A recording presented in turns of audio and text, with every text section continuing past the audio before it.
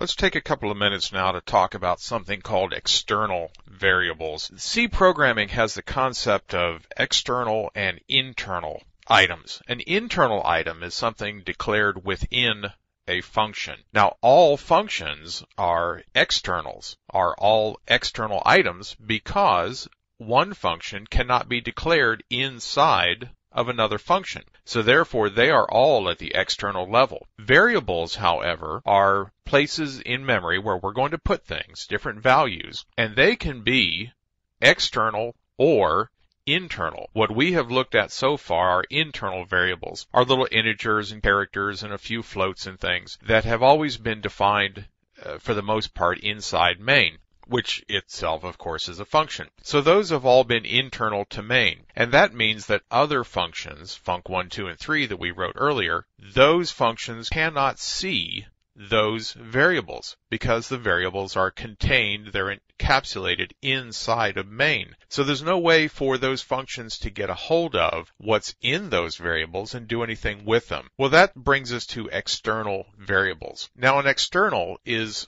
only declared once per the entire program, but it may be referenced in all or many of the source files. It doesn't have to be referenced in all of them. It would only be referenced, of course, in a source file where a function in that source file was going to use the external. So here you see we have a little main, few little statements, but here is an external variable being declared. Here it's an integer and I called it evar. It's an external variable, a little semicolon. I was a bad programmer. I did not initialize it, but you know what? Externals like that are automatically initialized. They are given a 0 value so that we don't have to deal with it. We should, but we don't have to. They will be set to 0 when they're created. Now this is another source file over here. It's a totally different .c file, and it's going to have one or more functions and other things going on in it. We want to be able to reference down in here in func1 or 2 or 3 or whatever's over here, this evar.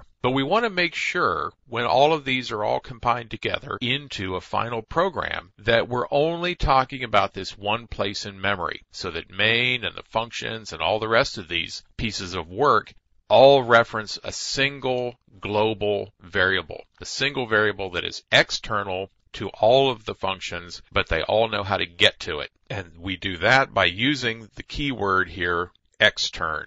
Extern int tells these functions within this one source file that there is something defined someplace else, and it's called evar, and it's an integer. So treat it as an integer and cast values appropriately, typecast them appropriately to fit inside an integer. But do not make up new storage. Do not set aside new memory for this thing called evar. Somebody else has already done it. Then at link time, when all of these source files have been compiled into object code and everything is linked together, these will be references back to this identifier and this object wherever it is created in memory. Okay? So that's an external variable. And we're about to move on into something called scope, which is how long a variable hangs around and how it gets created and where it gets put in memory. So that is really going to tie into this. But I want to make sure you understand the concept of an external. Some languages call them globals. But the concept of an external variable being outside of all other functions. You'll have a problem if you come over here and make extern int the first time you declare it, because then you're telling main that somebody else declared it. So one time the external variable gets declared without the word extern, and then every other time that it's referenced, then that's where you use the word extern. Okay? Big difference. Hang in there. Let's go on to the next video.